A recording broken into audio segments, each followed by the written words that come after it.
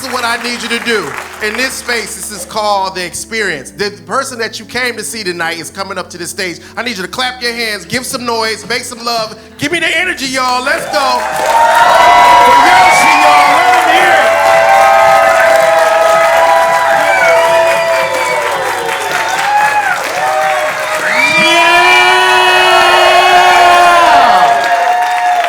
Oh my God, how are you guys doing tonight?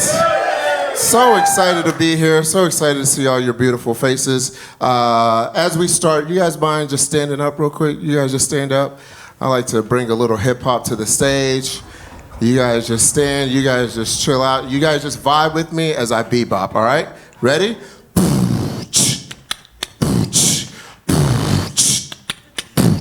When I say Allah, you say Akbar, Allah, Allah. Y'all can sit down. That usually doesn't work in the South. Kills in New York though, but you guys did great. You guys did so great. I did that in Huntsville. And this lady came up to me after the show. She's like, "You're not going to indoctrinate me. Only Allah I know is Bama. Roll Tide." What? I don't think it works that way. I'm a proud immigrant. That usually gets a clap, but that's okay. I'm a proud immigrant. I get to do this for a living. I have a mortgage. I even have a white gardener.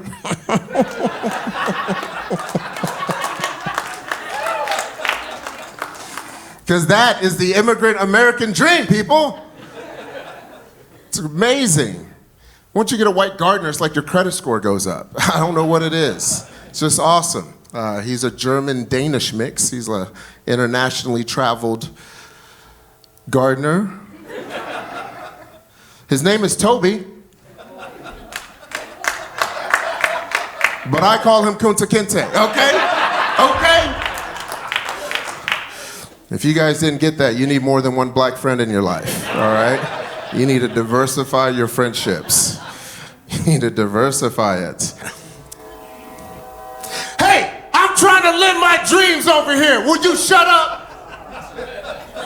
And despite all that, success that I have with a white gardener, my parents are still not proud of me. It's wild because my father came to this country, started off as a janitor, and he's now the longest tenured professor at his university. Yeah, it's amazing. Thank you. Thank you. And I do this for laughs, gas money, and tater tots. I told my father I wanted to do comedy. He's like, you are telling me you want to make people laugh. Joke, joke, haha. Is this what you want to do with your life? As you can tell, my father's Irish. No, he's not Irish. He just doesn't believe in my American dreams. You know what I mean? Like, I'm like LaCroix African. I'm a watered down African. You can find me in the suburbs in a Costco. You know what I'm saying? Getting bagels in bulk. My father's like a rosé African. You can find him in your emails asking about a bank account, your social security. Yeah. Looks like some of you guys had Hotmail accounts back in the 90s. You guys are looking at the print you sponsored, and he's got a 401k, so take it all in, guys. Take it all in. And every conversation me and my father have is this one. He's like, "Son, I want you to go back. Go back to Africa." Nah. I'm not going back, Dad. Because here's the thing. Worst thing about Africa, warlords. Worst thing about America, racist. I'll take racist over warlords any day of the week. Especially like Southern style racism, because it's got charm. You know what I mean? Like it's smothered, covered with bias, not bacon. You know what I mean? Like I used to work at a Starbucks, and I remember telling this white lady that I was from Africa. She's like, "Well, how do clothes feel on you, honey?" Whoa. Definitely spin her espresso. That's just reparations on the rocks. You know what I'm saying? But black people aren't any better. I tell black people I'm from Africa, they're like, "Bah, bah, bah, brah, yeah, man, ta, ta, ta, ta, ta." That's the wrong place. We don't do that there. That's Chicago. You know what I'm saying? I'm at the stage in my life right now where I talk to my father every once in a while, and he's just one of those people that believes Africans do everything better. He would come up to me, especially in the 80s when I got here. He's like, son, do you know LeVar Burton? You know, LeVar Burton of 80s fame. That's how he said it. LeVar Burton started out as a slave.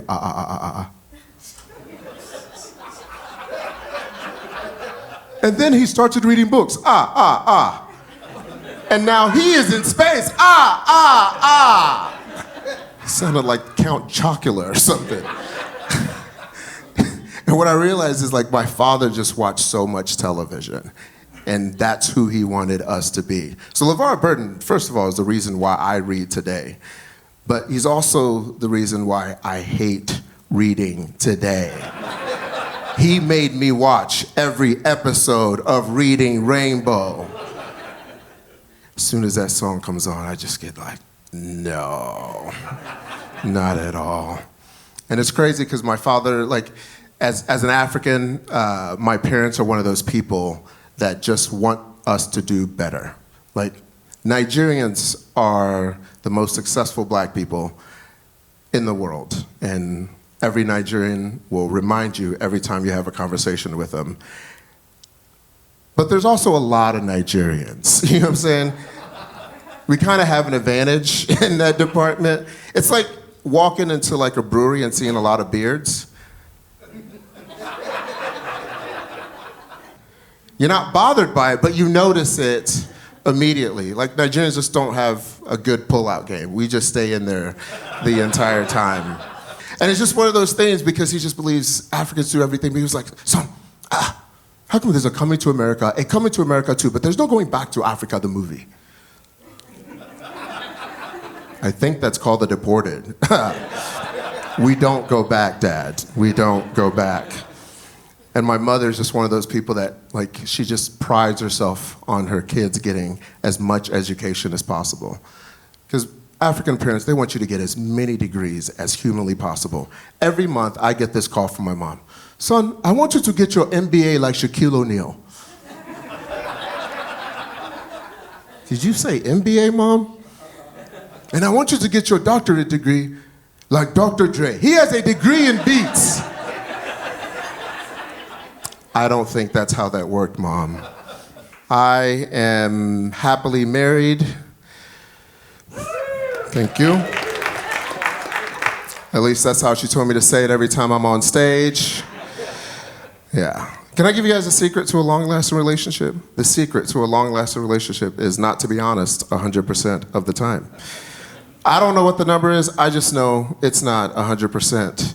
Here's how I know this. Me and my lady were having dinner at a very fancy Asian restaurant. I think you guys call it Panda Express. And right when we were about to order, she catches me daydreaming and she was like, hey, what are you thinking about right now? And I just had some edibles laced with Mountain Dew, so I was feeling wild. Told her exactly what was on my mind at that moment. I was like, babe, I was wondering if Lil Jon from the 90s ever did bar mitzvahs, you know, from the windows to the walls, to the sweat drop down my matzo balls, L'chaim skeet skeet mazel tov, L'chaim skeet skeet mazel tov.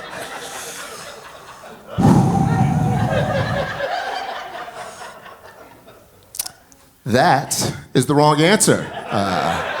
She was asking about appetizers. Got myself a miso sari soup. But she can't be too honest with me. We were watching Fast and Furious 16, Return of the Jumanji or something like that, right? And right when the delicious Dwayne "The Rock" Johnson comes on the screen, that's her words, not mine, she makes this audible sound out of her mouth and she just goes,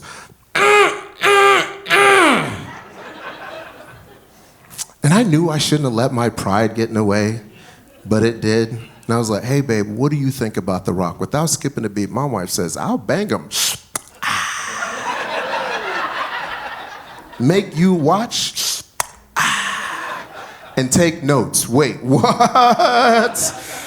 I get it. The Rock is a very attractive man. In some circumstances, I might bang him. You know what I'm saying? But the take notes part is if I'm in a corner with a legal pad. Hey, Rock. I don't think that's where you put the people's elbow. You know what I'm saying? If you guys can smell what The Rock was cooking, but he was pound caking my wife, and I did not take it well at all. Just rock, paper, scissors in that cervix. I was not happy about it at all. Definitely hit rock bottom that night. It was bad. It was real bad. Ladies, just lie to us. We can't handle the truth. We'll just be stuck between a rock and a hard place. That's just what we will do. I am African, which is original black. My wife is Arab, which is ancient white. And together we have 3 mixed kids that look Mexican. You know what I'm saying? You guys get that? My kids are gorgeous. They're like the electric cars of kids from far away. You're like, what are those? And then you get them up close, you're like, okay, you look like the future of this country. Yeah, my kids look like the Golden State Warriors. They're gorgeous kids. Gorgeous, beautiful. But no one teaches you how to raise mixed kids. You just got to figure this thing out on your own. It's not like Lenny Kravitz put out an album on how to do it. You know what I mean? African Arabian Woman was not a remix that came out at all. And one of the hardest things we had to figure out is how to teach our youngest boy how to use the potty. And number 1 is easy. You just throw some Cheerios in the thing. He just points, aim, and piss. Pam, pam, pam, pam, pam, pam, pam, pam. Like he learned it in Chicago or something. Number 2 is a little bit harder on this day. My son must have had some Mexican because he was blowing it up in there. It's like, you get that from your mother.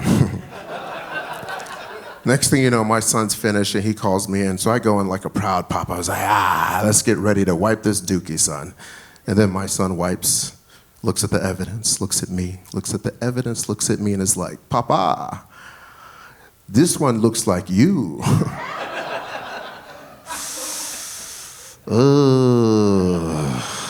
How do I make this a teachable moment? Keep wiping till it looks like your mom. If it looks like Wesley Snipes, you got to keep wiping. You know what I mean? If it looks like Drake, at least you started from the bottom. And now you are here. So my kids are great kids. Like when I moved them out to the suburbs, I thought I'd be raising like free-range organic kids. Come to find out I'm raising a weak-ass Wi-Fi kids. Y'all know weak-ass Wi-Fi kids get outside the Wi-Fi range, buzz, and then come back in the house because they don't know how to have a connection with the outside. My kids spent 15 minutes outside the other day. 15 minutes outside, came back inside. They were like, Daddy, what is that smell out there? I was like, that's air. You should try it sometime. My kids are also at this point where I'm starting to realize they're getting into some of the things that I'm into, which is so awesome. Like my daughter is into Snoop Dogg. Yeah, who doesn't love Snoop Dogg? Everybody loves Snoop. But new Snoop is positive Snoop. So we'd be in the kitchen like, yeah, my feelings matter. You know what I'm saying? Just, it's a great song. You know what I'm saying? It's so positive. But she's on my phone, which is attached to my Snoop and my algorithm. And she was listening for a while, so now she has questions. She's like, hey, Dad, what does snitches get stitches mean? Baby girl, that is a song about not sharing. You know what I'm saying? But it doesn't stop there. She's like, hey, Dad, there's this great song out. She starts singing it. She's like, it ain't no fun if the homies can't have none. Ooh. Oh, no. Oh, no. That is also a song about not sharing. You know what I'm saying? We don't do that at all. I live in the suburbs, so I identify as a he, him, and an HOA. I love my HOA, but they're just an association of people that talk smack about you, but never to your face. They do it in letters. I got a 3-page letter from the HOA the other day. 3 pages long. Let me summarize it for you. Cut your grass. Y'all could have texted me that BS, and then it was signed HOA president, Yoshee, because I'm also the president of my HOA. Kunta was off that month. That was on me. That was on me. I've been the president of 3 HOAs, not to brag. I'm just an NTB, non-threatening black. If you can't tell by this voice, I talk in Times New Roman. I was going for Arial Black, but it never worked out. And the thing about it is, like, because I've been the president, I've seen some wild stuff. at the HOA. Wildest story I've ever seen at the HOA. We'll just make it up. We'll call it the story of Deborah and Nancy because those are the real names. And Deborah complains for 12 months straight that Nancy's pool is making too much noise for her Japanese feng shui garden. Deborah is not Japanese and just learned what feng shui was because she was binge watching HGTV, okay? But she doesn't stop, so much so that she corners me at a Whole Foods, Suburban Walmart, and says, Yoshee, if you do not do something about this, I will move. Do not threaten me with a good time, okay? Move, Deborah, move, okay? Next thing you know, Deborah keeps her promise and moves out of the house. So as the president, I go meet the new neighbors, knock on the door. Nancy walks out of the house. I was like, Nancy, do you know the new neighbors? Nancy says, I bought this chick's house so she would shut the hell up. Caucasian mate, ladies and gentlemen. That's next level white people stuff I was not ready for. It's like right below pirate reenactment white. You know what I'm saying? You do not mess with the great white. That is just big rich energy right there. I was not aware. Like I literally made Nancy the president that day. I can't compete with that level of pettiness. You know what I'm saying? I didn't know I was living next to Suge White. You know what I mean? Other thing I like about living in the suburbs is I have figured out how to not get pulled over. It is the best. It's called drive a minivan, guys. Minivans are like kryptonite to cops. Because in all the years that cops have ever been copping, they have never said, get your ass out of the Honda Odyssey. Get your ass out of the Toyota Sienna. Never said. Some of y'all are a little older. Get your ass out of the Dodge Caravan. You know what I'm saying? My dreams, okay? Another thing about minivans is, like, no one's gangster in a minivan. Imagine a minivan in a drive-by.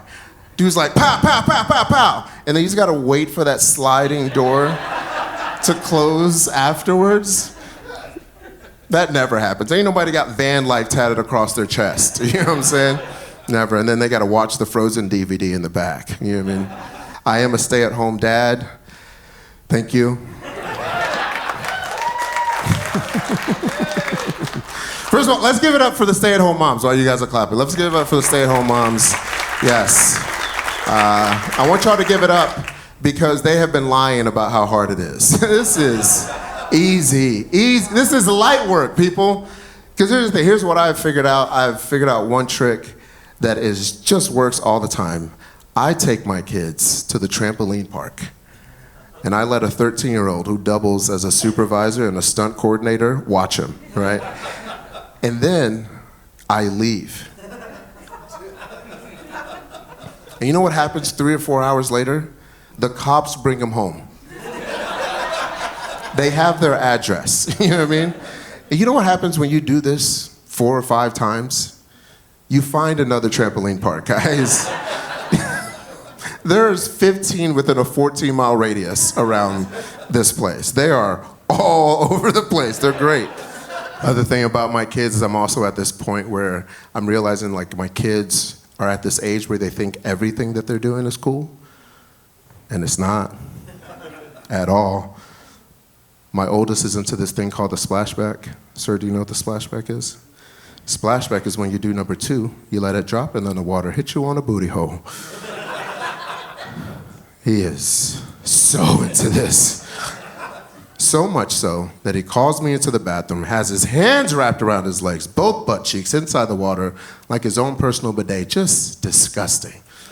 But all I could hear is like my father's voice, who sounds like Mufasa. This one is not going to make it.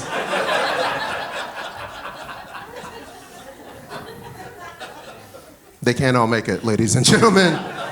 Some of them gonna have neck tattoos at 35 and come back to the house, guys. And you just gotta live with it. I am a tall man, as you guys can see. Some people say a tall, dark, chocolate milk. Those people are me. And here's the thing about being tall. There's like superpowers that you want and then superpowers that you don't want about being tall. Superpower that I enjoy about being tall, I can find you in a crowd. I'm like a Black Where's Waldo finder. It's like, got your ass. You know what I'm saying? Like that's superpower. The superpower that I don't like is I can also watch grown men take dumps. Because in most male bathrooms, there's usually like a urinal, a wall separator, and where somebody does number two, all right? And there's this white guy doing number two while I'm taking care of business one day. And he could see the top of my head, and he's like, "Hey, can you see me?"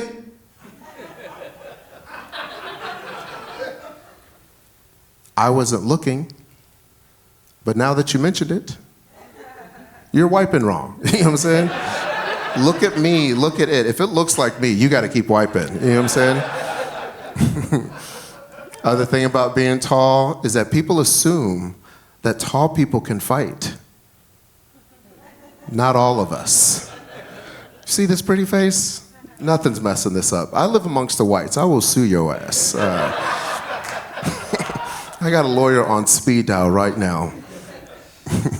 But people want to test you every once in a while. People want to test you. I was out at my favorite place. It's got a bouncer. It's got bottle service. Club Costco. You guys know it? And this guy bumps into me. And then he turns around, looks at me, and he's like, "Hey, man, I'm going to whoop your ass." But what he doesn't know about me is I'm a musical theater nerd. So when I get nervous, I sing. So I just looked at this guy. 5, 6, 7, 8. Savings in not the store. Shopping is not a chore. Take a look. I'm not a cook.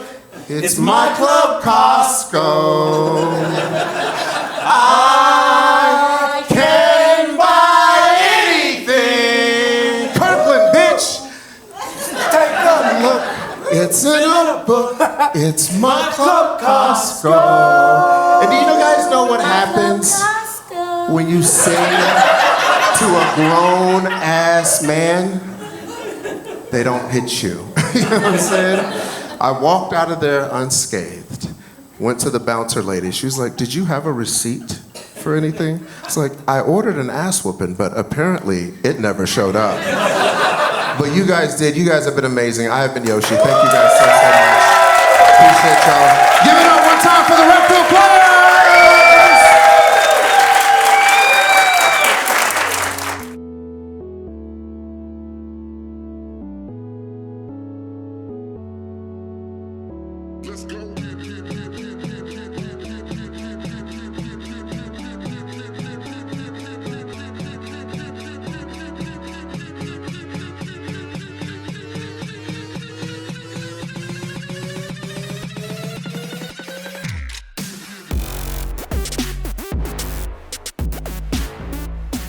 Produced by Do You Validate?